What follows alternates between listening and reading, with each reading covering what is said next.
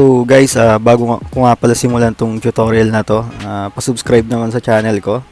Click nyo yung subscribe button and i-click nyo rin yung notification bell para lagi kayong updated sa mga videos na i-release ko. So ito na, first step is kailangan natin ng Picsart application. Pag nabuksan nyo, click nyo lang yung plus sign na nasa baba. And then hanapin nyo yung backgrounds. See all. Hanapin nyo yung puting background lang na gagamitin natin. Nasa taas yon. Click nyo lang yon. Pag na-click nyo, sa baba, yung mga pagpipilian sa baba, hanapin nyo yung draw. Ayun. Yun yung draw. Click nyo yon. After, pili kayo ng kulay. Nasa baba rin yan. So ako gagamitin ko is kulay itim na lang.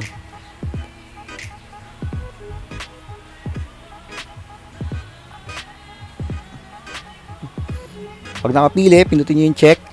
And then, yung tinuturo ng assistive touch ko, click nyo yon. Circle yung pipiliin natin. So, check. And then, ito drawing na natin siya. Ayan. So, nasa inyo kung gaano kalaki. Ako is, sinicenter ko siya para mas maganda tignan mamaya. Yan, medyo ina-adjust ko lang. Okay na, apply. And then, pipili naman tayo ng picture. So, add photo sa baba ulit. Ayun, add photo. Pili ako ng picture ko. So, yan. Tatanggalin natin yung background ng picture ko using cutout na nasa baba din. Ayan. So, ika-cutout natin siya. I-trace nyo lang guys kung ano yung gusto nyong matirang shape. Madali lang yan.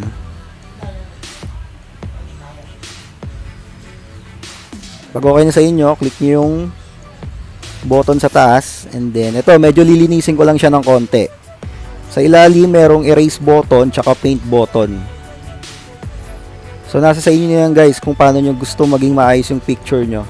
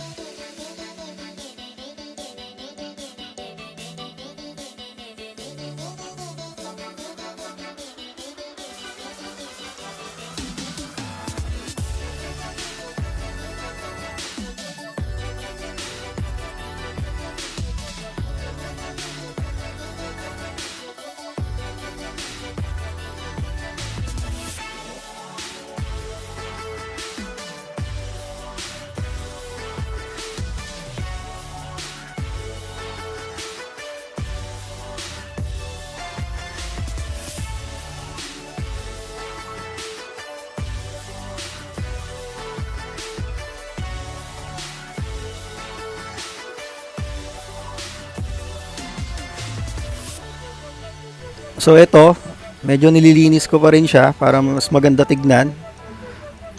Ito, mukhang okay na naman siya sa akin. Pag okay na sa inyo, save nyo lang. So, ganito yung magiging itsura niya. Pwede nyo na siyang i-adjust base dun sa kulay itim na circle na background sa likod.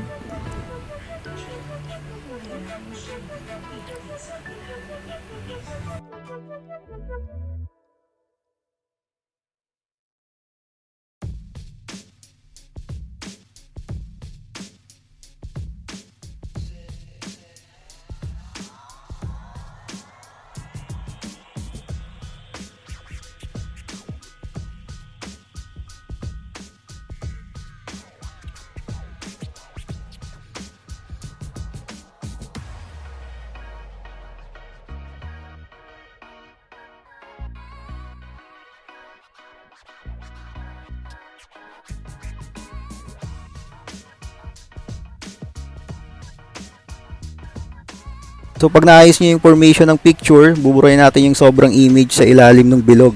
So eraser lang yung gagamitin, nasa taas siya na button. Ayan, burahin nyo lang siya.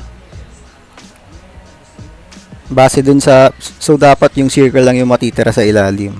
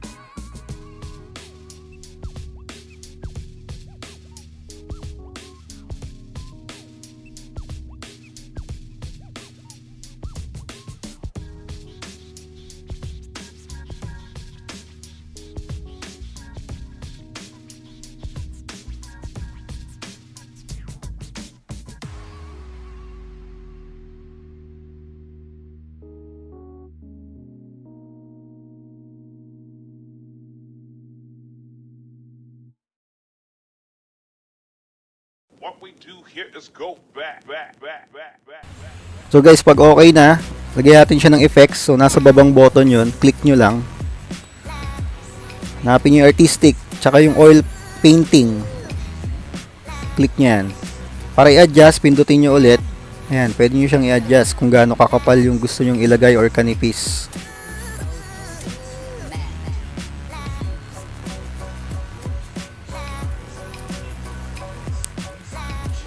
Pag okay na, click nyo yung apply sa taas.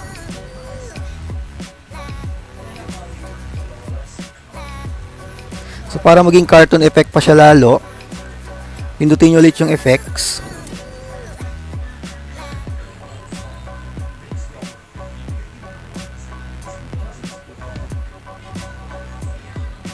Tapos hanapin nyo yung sketch sa baba.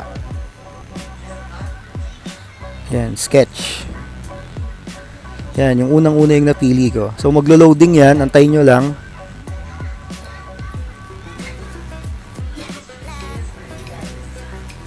So ito yung magiging itsura ng cartoon effect. So i-adjust nyo lang ulit yan. Adjust nyo lang guys, base dun sa picture nyo. Pwede nyo ring baguhin yung kapal, tsaka yung kulay nung line. Ako ang napili ko is kulay black.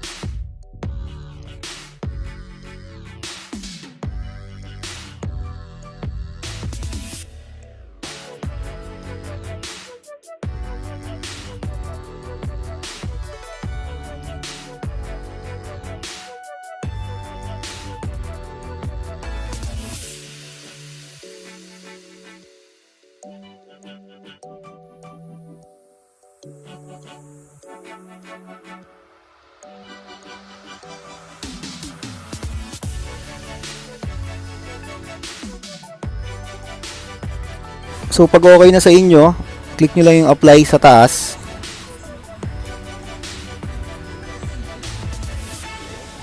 So yan. Ang next natin is lalagyan natin ng border yung circle. So sa baba lang ulit yon, hanapin nyo lang ulit yung draw, yung una nating ginawang procedure.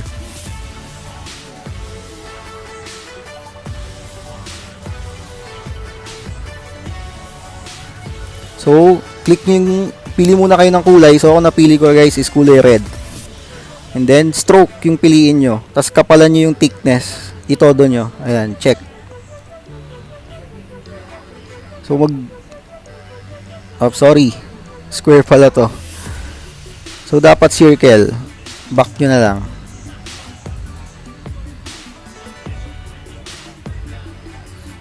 So pula ulit.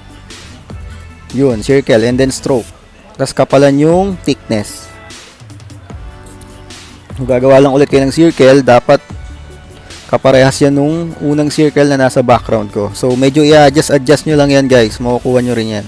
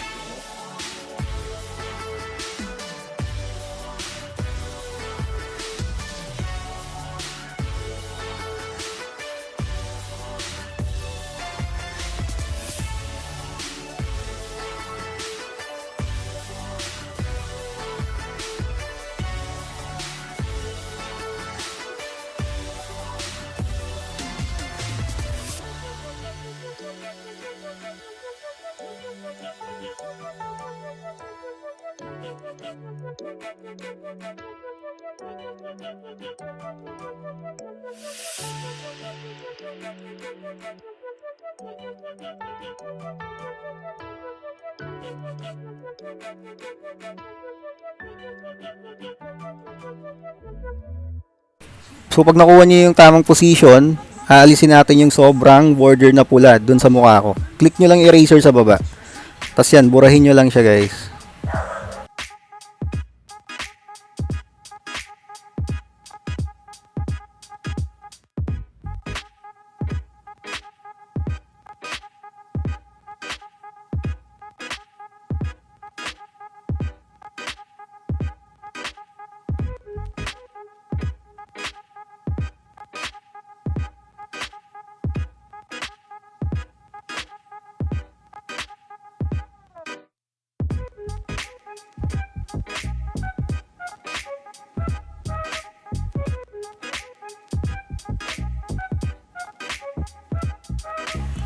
So after nun guys, okay na. So ito na yung cartoon logo na lagi yung mga nakikita na ginagamit din ng mga nag-YouTube na parang pang profile pic nila. Ganun lang kadali using Picsart. So isi-save na natin siya. Click nyo lang yung neck sa taas. Free to edit. Ito lagi yung kine-check yung free to edit para kung if ever, pwede ko pa siyang mabago.